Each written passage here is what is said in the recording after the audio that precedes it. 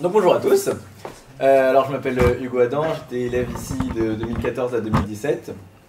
J'ai passé un bac S, spécialité SVT, et j'ai eu genre 600 points, ça m'a fait mention bien au bac.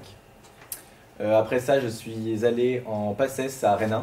J'ai fait un semestre, même pas en entier un semestre, parce que je me suis très vite rendu compte que c'était pas fait pour moi, la charge de travail, etc., les habitudes à prendre.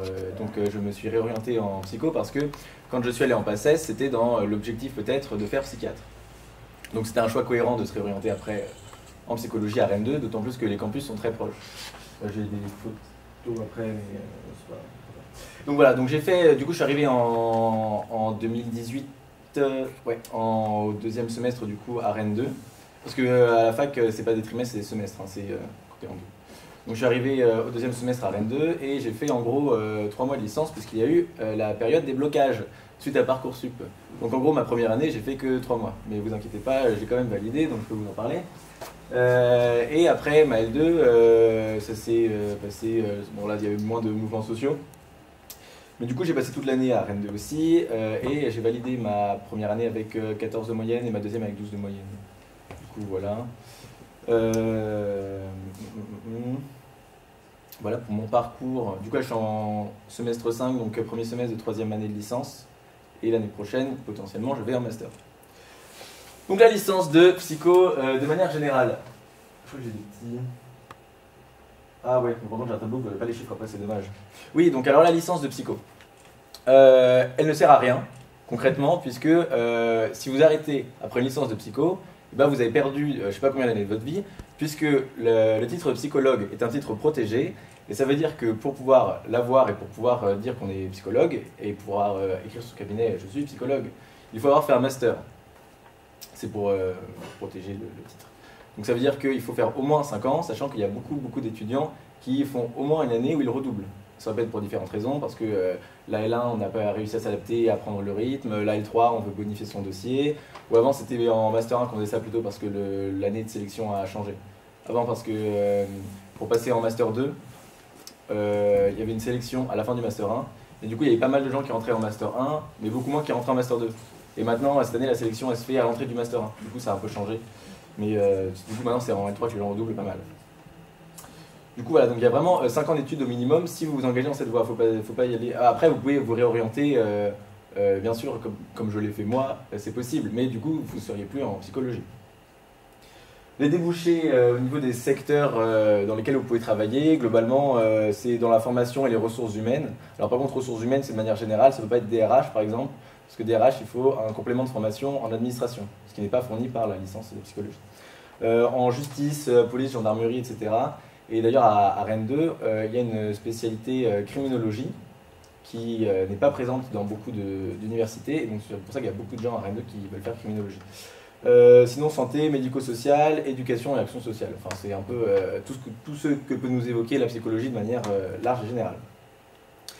Donc globalement, qui peut postuler ou au moins espérer faire une licence de psychologie quand on est au lycée? En fait tout le monde. C'est pas des matières qui sont enseignées au lycée, même si en philosophie en terminale on parle un petit peu de Freud je crois, en tout cas vraiment c'est ça. Du coup alors est-ce que c'est plutôt les... Ah ouais mais vous c'est même plus le système de L, S et ES. Enfin moi si c'est toujours ça. Ah vous êtes la transition. Bon alors du coup est-ce qu'il faut plutôt genre c'est plus ceux en L, ceux en ES ou ceux en S qui ont plus de chances de réussir la licence de psychologie? En fait c'est un peu tout le monde. Un peu tout le monde, un peu personne, parce que c'est une licence, ou en tout cas une formation qui demande beaucoup de compétences dans beaucoup de domaines. On va exiger un profil un peu plus scientifique dans une mesure... c'est-à-dire qu'en fait, il y a de la rigueur qui est demandée dans le travail, la rédaction, parce qu'en fait, c'est vraiment une discipline scientifique.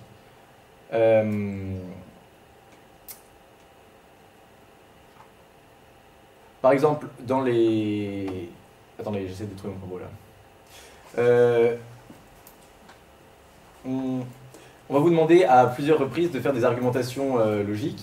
C'est un peu comme on fait en SVT. Je sais pas, juste pour voir vite fait, vous êtes combien genre en S, en L et en ES? Genre en S, vous êtes combien? D'accord? En L et en ES? Et ceux qui n'ont pas levé la main, vous êtes où? Ah, c'est vrai. D'accord. Ah, vous êtes tout petit, moi, quand j'étais là. Bon, et du coup, ok, bah, globalement, vous avez tous une chance d'y aller, mais bref. Il y a aussi beaucoup de maths, de SVT. Donc ça, il faut le savoir quand on y va, parce que souvent les gens, il y a une espèce de réputation de la licence de psychologie en mode c'est vraiment quelque chose de littéraire, etc. En mode on lit beaucoup, c'est Freud, c'est Lacan, c'est je sais pas qui.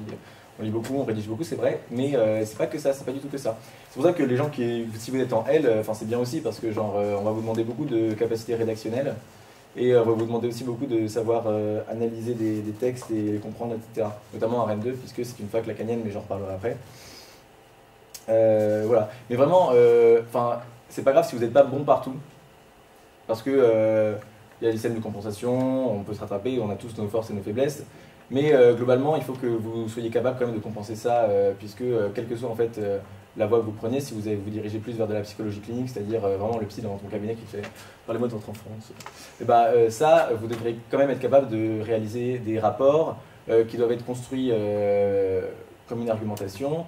Vous devez être capable d'analyser les résultats de tests psychologiques, de manipuler des chiffres.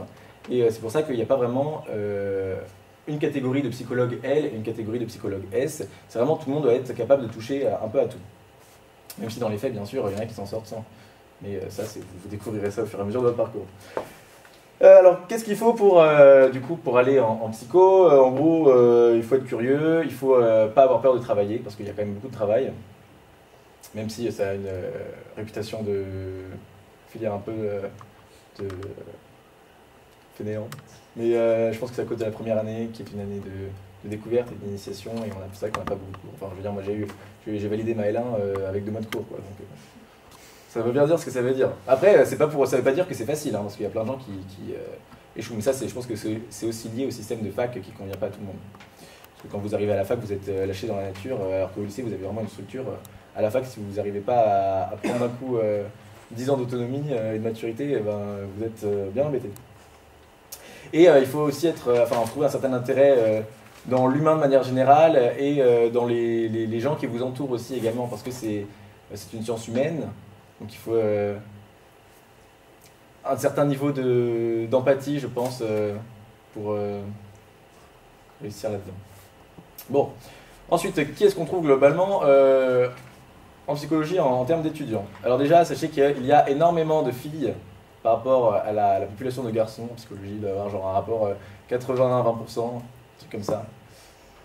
C'est un phénomène de société très intéressant. Et alors, ce qui est curieux aussi, c'est que ce rapport-là de genre ne se retrouve pas du tout dans les professeurs. Il y a presque plus de professeurs psychologues et chercheurs hommes que de femmes. Je pense que c'est une question générationnelle. Mais du coup, actuellement, si vous allez en licence de psychologie, vous serez entouré par beaucoup de filles. Voilà. Alors après, au niveau de l'âge des gens, c'est très variable. Hein. Ça peut être juste des gens qui sortent du lycée. Non, mais je le dis parce que ça peut être surprenant quand ça m'arrive. Au niveau de l'âge, il y a des gens qui sortent du lycée comme vous peut-être. Et il y a aussi des retraités, il y a aussi des gens qui ont repris les études à partir de 30 ans. Il y a des gens qui... il y a vraiment... C'est très large comme population. Vous pouvez vous retrouver assis en amphi à côté d'une personne qui aurait pu être votre grand-mère. C'est toujours rigolo, mais c'est très enrichissant de discuter avec ces gens. Voilà. Au niveau des effectifs, en L1, vous êtes entre 500 et 600.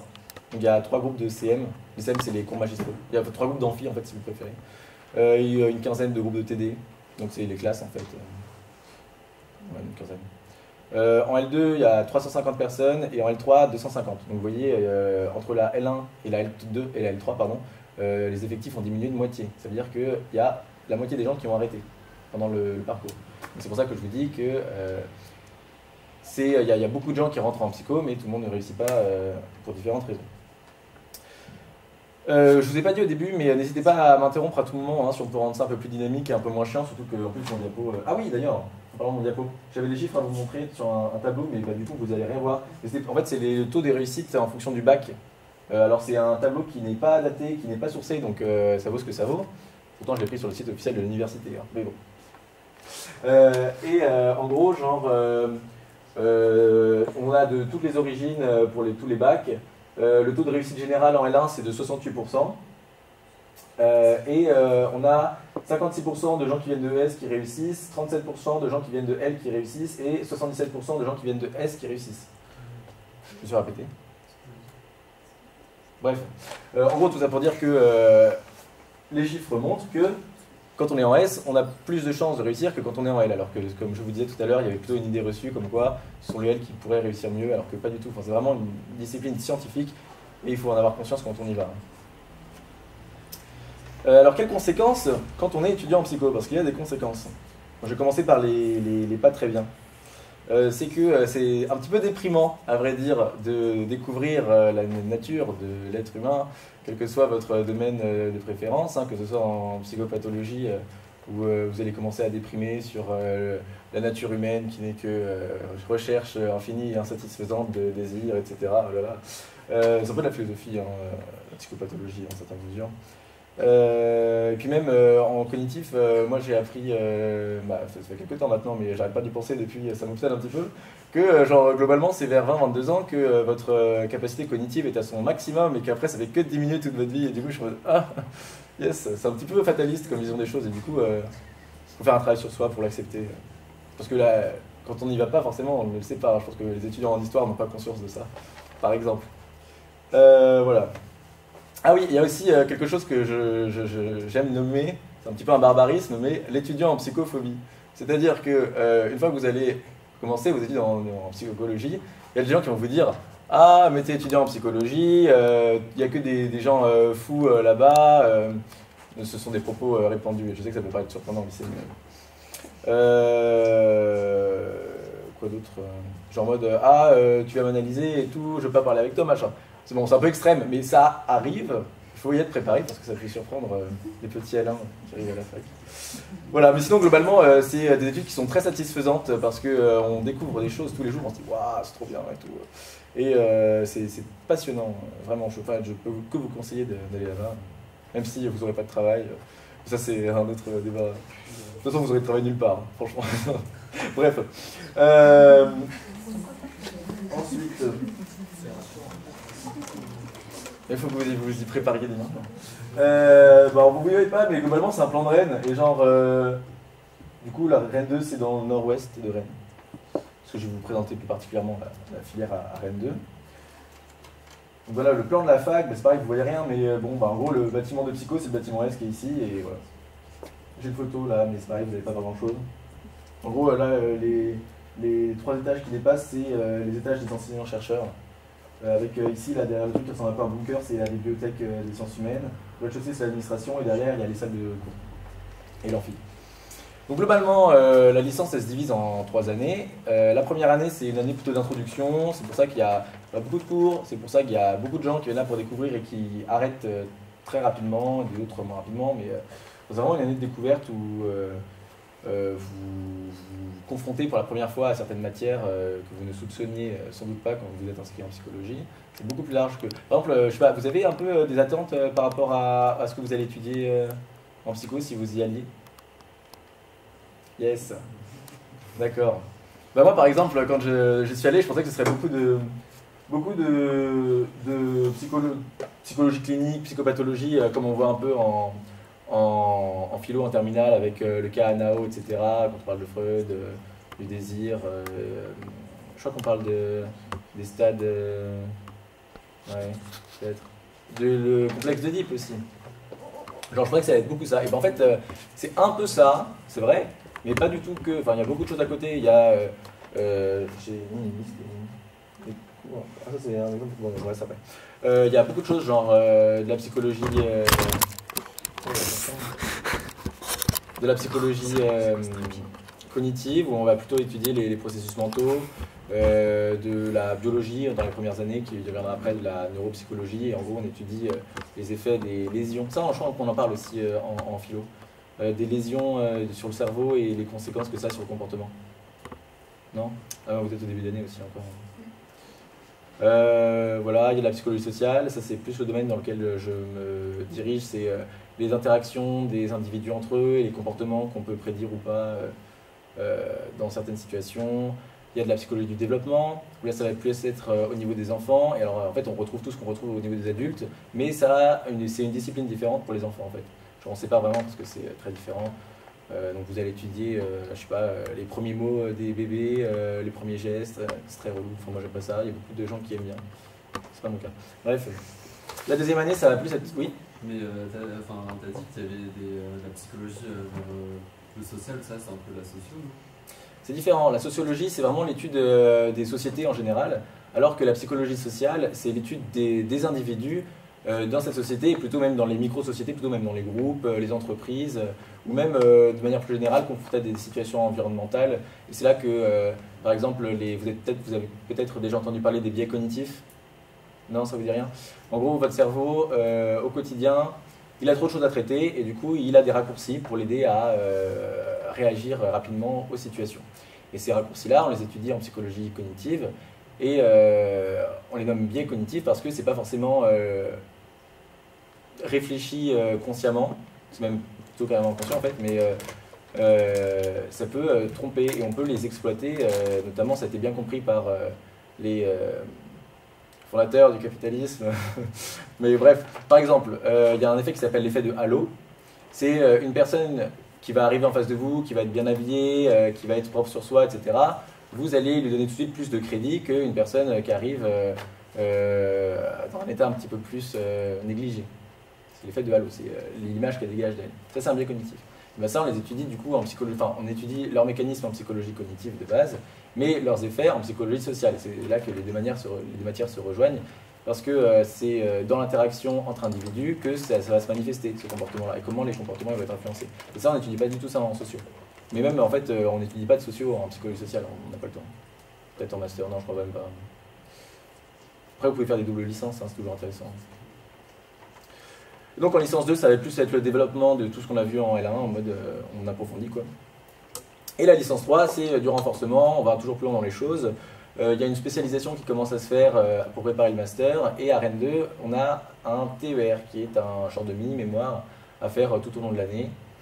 Voilà, c'est aussi dans une logique de spécialisation et d'initiation au travail de recherche qu'il y aura à faire en master 1 et master 2. Voilà, est-ce que vous avez des questions sur la spécialisation peut-être? Non. D'accord. Du coup, au niveau des cours, on a à peu près 20 heures par semaine, genre qui se divisent. Il y a à peu près 50% TD, 50% CM. Les CM, c'est les cours magistraux, les TD, c'est comme en classe un peu. Les cours magistraux, c'est en amphi, genre avec 200 personnes autour de vous et le prof qui lit son truc et vous devez prendre des notes. Donc là, c'est mon emploi du temps de ce semestre. Enfin, ça, c'est semestre, enfin, semaine A, vous fonctionnez avec semaine A, semaine B, je pense. Semaine A et semaine B, du coup. Donc, vous voyez, globalement, on a pas mal de temps libre, mais c'est du temps qui est. Il y en a encore plus en L1. C'est pour ça que moi, je vous encourage à y aller, c'est tranquille. Non, mais globalement, c'est du temps où vous êtes censé travailler. Je dis vous êtes censé parce que c'est pas facile de prendre sur soi pour aller à la BU. Après, chacun fait ce qu'il veut de son temps. Mais... voilà, et donc ces 20 heures de cours par semaine sont divisées en plusieurs types de cours. Il y a des enseignements fondamentaux, donc là ça va être les matières un peu piliers, un peu comme peuvent l'être par exemple en S, les maths, la physique et les SVT. Là ça va être, j'ai une liste, si voilà. Par exemple en L1, vous avez de la psychologie cognitive, de la psychologie sociale, de la biologie générale, des neurosciences comportementales, de la psychologie du développement, de la psychopathologie et de la psychologie clinique de l'enfant, etc. et introduction aux statistiques. Bref, ça ce sont ce qu'on appelle des enseignements fondamentaux, ce sont en gros vos matières principales à plus haut coef. Globalement, vous en avez 4 par semestre. À celles-ci s'ajoutent des cours de méthodologie disciplinaire, c'est-à-dire de la méthodologie particulière à ces enseignements fondamentaux. Il n'y en a pas pour chaque, hein. Mais par exemple, en méthodologie clinique, on va avoir en psychologie clinique, on va avoir des cours de méthodologie clinique, comment conduire un entretien, etc. Voilà. Après, en L1, notamment, il y a des cours de méthodologie générale, donc ça va être comment faire des recherches à la BU, comment utiliser un ordinateur, comment s'orienter professionnellement, c'est un peu au cas où vous n'auriez pas fait lycée, pour vous apprendre un peu ce genre de choses. Non, mais après... Bon, ça sert à rien et c'est relou, hein, tous les premières années le disent, mais vous êtes obligé de passer par là. Donc, Oui. C'est quoi la BU? Ah pardon, c'est la bibliothèque universitaire. Il y en a globalement genre 7, je crois. Il y a la bibliothèque centrale, à Rennes en tout cas, la bibliothèque centrale, qui est, quand on arrive, quand on sort du métro, elle est là, elle est très grande, il y a beaucoup de place pour travailler et elle traite un peu toutes les matières. Et après, par UFR, les UFR, c'est, je sais pas si c'est l'acronyme de quoi, mais en gros, genre c'est, par exemple, la psychologie, elle fait partie de l'UFR sciences humaines, donc en gros qui regroupe les filières de psychologie, sciences de l'éducation et sociologie. Et voilà, du coup par UFR, donc par regroupement comme ça de filières qui ont un lien, il y a genre sciences humaines, sciences sociales, langue, communication, art du spectacle, bah c'est sciences sociales après. Bon voilà, en gros ça, il y a une bibliothèque par UFR pour trouver vraiment les documents qui concernent plus ce que vous faites. Documents plus spécialisés, les articles, les journaux, etc. Voilà. Après, vous avez des enseignements de langue aussi. Alors, il y a une langue qui est obligatoire en psychologie. Je vous recommande l'anglais parce que c'est des cours d'anglais en fait spécifiques à la psychologie. C'est-à-dire qu'on va travailler en L1. Je me rappelle, on avait travaillé sur le syndrome de Cendrillon, sur les troubles du comportement alimentaire, ce genre de choses. Et du coup, ça permet d'apprendre le vocabulaire en anglais de la psychologie. Ce qui n'est pas, enfin, je pense pas que de vous-même vous alliez chercher ce vocabulaire-là, et c'est pas le vocabulaire qu'on trouve dans les séries. Donc, c'est ce que je vous recommande. Après, si vous êtes vraiment une vraie en anglais et que votre langue vivante 1 c'est l'espagnol ou l'allemand, bah, après c'est des choix personnels. Voilà. Globalement, les cours d'anglais, si ça vous stresse, peut-être, peut-être pas, mais c'est la même chose qu'au lycée. C'est juste que c'est en psychologie. Donc, vraiment pas de soucis, hein, c'est très tranquille. Pour la question des langues secondaires, si vous voulez faire une LV2 voire une LV3, alors pour la LV3, si c'est peut-être possible, je sais pas. Non, quoique ça doit se chevaucher. En tout cas, deux langues c'est possible. Moi j'en fais deux, je fais italien en LV1 et anglais en LV2. Et ça se prend au niveau des options ou des UEO. Mais les UEO, c'est pas ce que vous avez en L1. Donc en L1, en gros, c'est une option. Ah oui, c'est là que je parle de. Ah oui, non, je vais d'abord parler des mineurs. Donc en autre enseignement à côté, on a des mineurs de complément. Là, en gros, c'est une matière qui va vous permettre de vous réorienter quand vous vous rendrez compte que la psychologie, c'est pas du tout votre truc. Donc, il y en a un assez grand nombre, genre une vingtaine. Ça permet vraiment des passerelles entre les licences.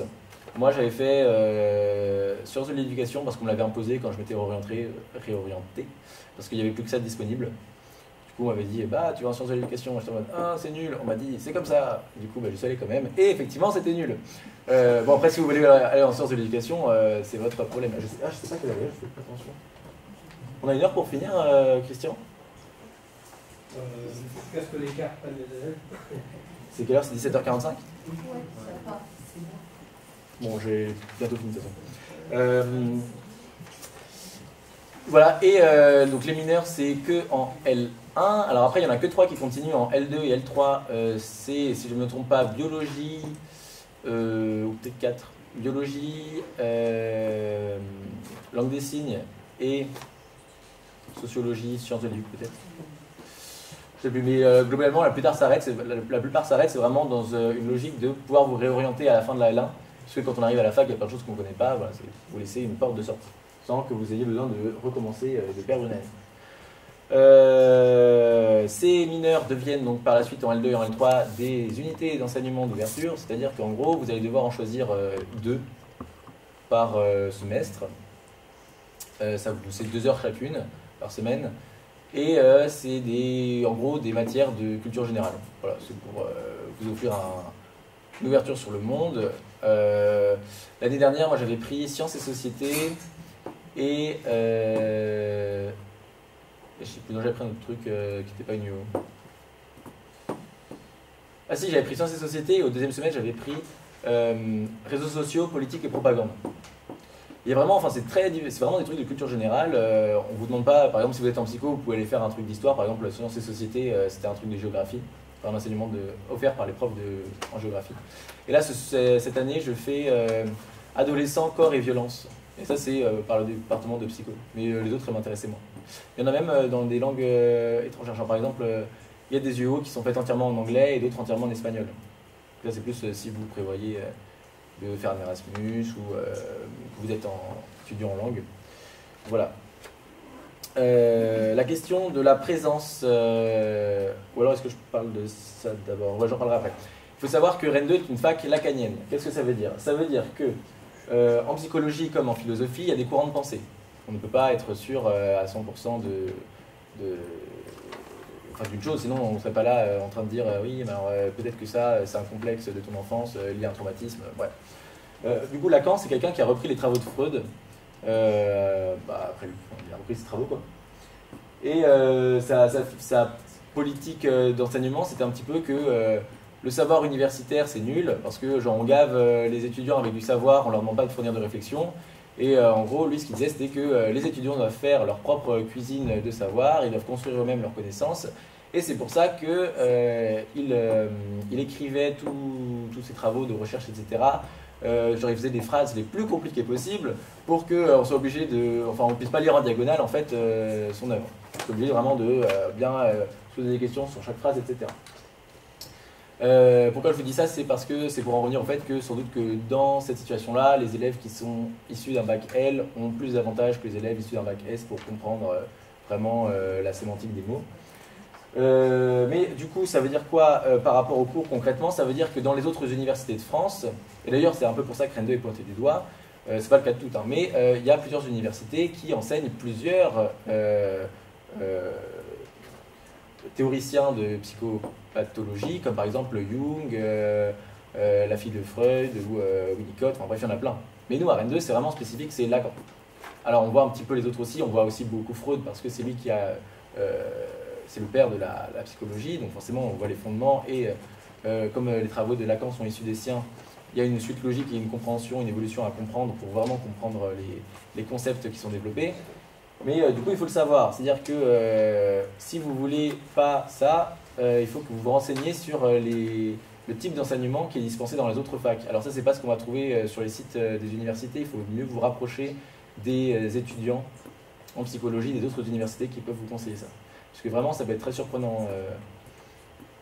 En gros, Freud, il disait que tout était sexuel, il parlait des théories sexuelles infantiles. Lacan, il va reprendre ça, il va dire que c'est pas tant ça, c'est plutôt, il va parler du réel, de l'imaginaire et du symbolique. Et par exemple, même cette année encore, en début d'année, il y a des étudiants qui venaient d'autres facs, qui arrivent en début d'année en L3, ils disent, mais en fait, on voit que Lacan, et les profs, ils leur disent, ah oui, c'est la spécialité de Rennes 2, ils sont, ah, bah d'accord. Il y a un phénomène aussi un petit peu marrant qui se produit, c'est que du coup, les profs qui sont à Rennes 2, bah, souvent ils sont issus de Rennes 2 puisqu'ils ont été mis dans le moule de Lacan et du coup, puisqu'il n'y a pas beaucoup d'universités qui enseignent Lacan, bah, ils se retrouvent à Rennes 2 à continuer la boucle. Du coup, donc, ça il faut le savoir. Voilà. Globalement, la question qui je pense qui peut être intéressante, c'est les cours, comment ça se passe au niveau de la présence. Ah ouais, remarque que vous n'êtes pas trop la question, peut-être que vous êtes au lycée. Mais en gros, vous avez deux possibilités qui s'offrent à vous. Soit vous vous inscrivez à la fac à distance, et du coup vous restez chez vous. Enfin, ça peut être un choix pour diverses raisons. Si par exemple vous voulez vous inscrire à l'université de Lyon, mais que vous êtes obligé de rester ici en Bretagne, bah, vous pouvez vous inscrire à distance à l'université de Lyon. Et bah, du coup, à Rennes 2, c'est pareil, vous pouvez vous inscrire à distance.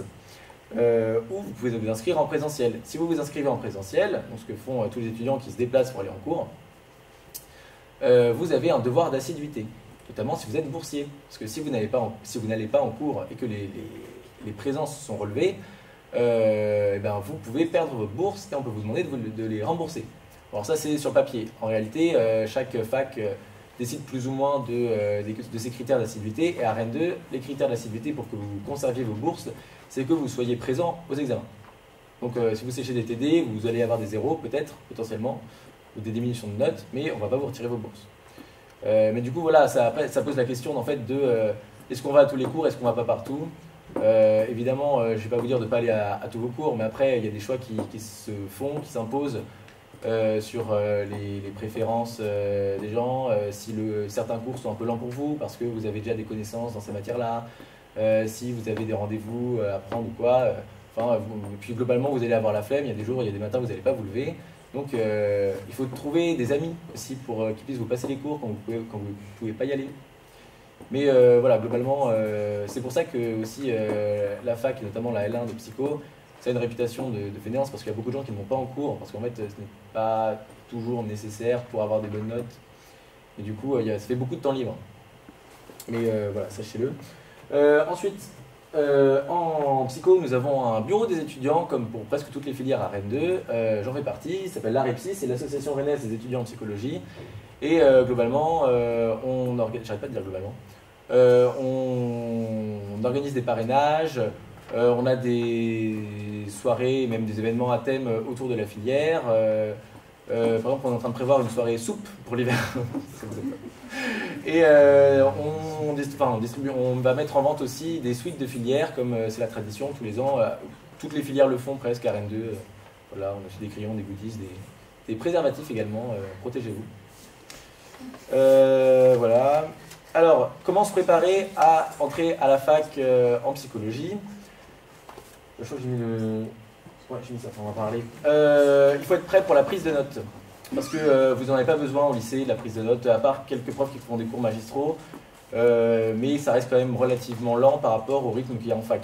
Et encore, pour avoir fait passer après Rennes 2, je peux vous dire que c'est pas les cours les plus rapides. Surtout qu'il y a juste des profs qui s'assoient, qui vont lire leur diapo, vous avez juste à recopier le diapo. Bon. Mais il y en a qui ne le font pas. Et notamment en psychopathologie, moi j'ai jamais eu un seul prof avec un diapo. Ils sont là, ils lisent leur truc, ils ont plein de concepts et tout, on comprend rien, on écrit des choses qu'on comprend pas et on se dit on comprendra plus tard, c'est pas grave. Et du coup, il faut pas rater de mots. Parce que si on rate des mots, enfin, faut pas rater en tout cas le sens de la phrase. Parce que si on rate ça, après pour essayer de comprendre plus tard, c'est plus compliqué. Et il y a des non-sens qui arrivent, et là, c'est pas forcément le meilleur plan si vous voulez réussir. Moi, là, cette année, c'est extraordinaire. Je suis venu en cours toute l'année pourtant. Et la prof a dit des choses, et je suis là, mais je ne comprends rien. On parle de symbolique, bon, ouais, non, c'est pas si simple que ça. On parle de forclusion du nom de père, ça doit vous faire peur, je pense. Moi, ça me fait peur quand j'entends ça. Voilà, donc entraînez-vous pour la prise de notes, ce qui peut être sympa. J'avais lu ça, c'est une technique qu'on m'avait appris quand j'étais en PACES. C'est genre, le soir, si vous regardez les infos télévisées, vous posez avec une feuille et vous essayez d'écrire ce qu'ils disent parce que ça va assez vite, le journalisme. Et voilà, vous notez, vous faites des flèches, des trucs, des machins comme ça. Si vous n'avez pas pris l'habitude, vraiment, faites-le parce que sinon vous allez perdre beaucoup de temps à la rentrée. Après, il y a aussi la question qui se pose de est-ce qu'on prend ses notes par ordi ou à la main? Moi, avant, je les prenais à la main. Maintenant, je les prends par ordi. Par ordi, on prend plus de choses en notes. On prend mieux, genre on prend presque ce que peut dire le prof si on a une bonne vitesse de frappe. On peut prendre presque ce que dit le prof mot à mot. Par contre, on mémorise moins. Parce que quand on écrit à la main, on est obligé de faire des raccourcis. Et du coup, on est déjà en train de synthétiser dans notre tête et on fait déjà des connexions neuronales, etc. Et on a moins besoin de réviser derrière. Mais moi, je préfère faire comme ça parce que ma manière de réviser, c'est-à-dire que quand je relis mes cours que j'ai pris par ordi, je les réécris plus ou moins, je fais des mind maps, etc. Du coup, ça prend tous les aspects de la révision et c'est comme ça que ça marche le mieux. Mais si vous prenez vos cours à l'ordi, faites pas juste que les relire, parce que c'est pas du tout efficace. Donc c'est pour ça qu'il y a aussi cette question-là à se poser. Et c'est pareil, si vous n'avez pas l'habitude de prendre des notes à l'ordi, entraînez-vous un peu, ça peut être pas mal. La dactylographie, il y a des sites internet pour vous entraîner à dactylographier.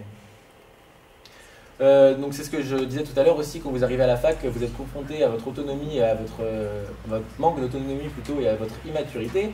Il faut essayer de prendre le pas rapidement, ça peut être très dur, mais il faut vraiment... ouais, je vais abréger. Bref, voilà. Les révisions, il faut réviser régulièrement. Essayez de vous faire des amis aussi, c'est important. Non mais c'est vrai, parce qu'il y a beaucoup de dépression chez les étudiants qui sont seuls, beaucoup d'isolement, et aussi quand on est à plusieurs, c'est plus simple de se motiver pour travailler, etc., pour récupérer les cours, et globalement, il y a une meilleure ambiance aussi, donc c'est pas facile. Quand vous n'avez pas vraiment de groupe de classe, vous pouvez pas vous sympathiser avec votre voisin, et voilà, il faut vraiment essayer de faire des pas vers les gens. Et si vous voulez aussi lire un livre qui peut vous préparer, ça va être alors c'est la psychopathologie de la vie quotidienne de Freud. C'est un classique, en gros c'est ce qu'on étudie en première année, quoi. Voilà, après, quand vous allez arriver, les profs ils vont vous donner d'autres livres à lire et tout. Mais...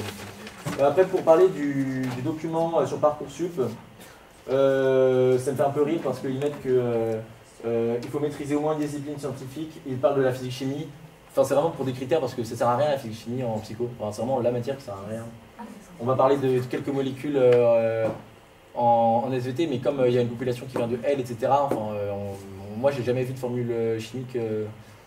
Même en L3, donc vraiment la physique-chimie ça sert à rien. Mais si vous n'êtes pas en physique-chimie, tant mieux pour vous, puisque manifestement ça rentre dans les critères. Globalement, c'est plutôt la SVT qu'il va falloir privilégier, et les maths, il va falloir taffer en L1 pour comprendre les stats, parce que sinon vous allez accumuler beaucoup de retard. Et après, les disciplines littéraires, l'histoire géo et sciences économiques et sociales, c'est vraiment pas la priorité. Surtout qu'en SES, après peut-être qu'en ES vous en faites plus, hein, mais moi j'avais pris SES en seconde, et la sociale, j'en ai jamais vu.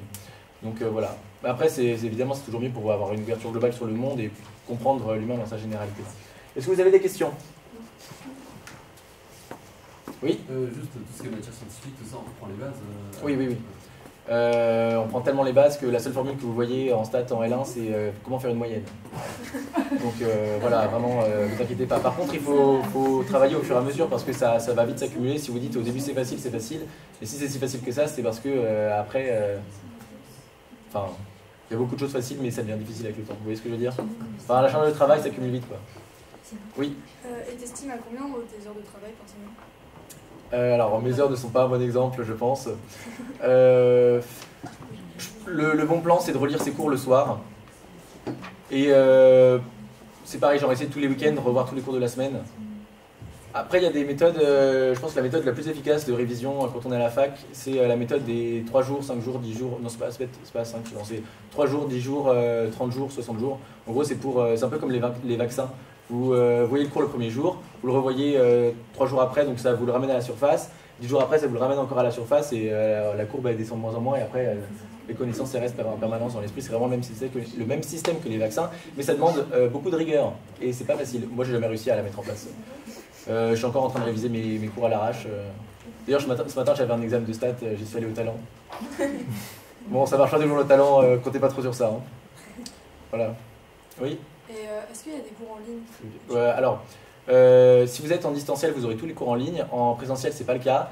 Globalement, il y a de la solidarité entre étudiants pour se prêter les cours. Pas avec tous, parce qu'il y en a qui sont un peu plus en mode « Oh non, je te prête pas mes cours ». Mais il y en a... Enfin, on peut trouver les cours quand on les cherche. Après, sur Cursus, certains profs mettent les diapos, d'autres pas. Certains mettent que certains morceaux de leur cours et tout.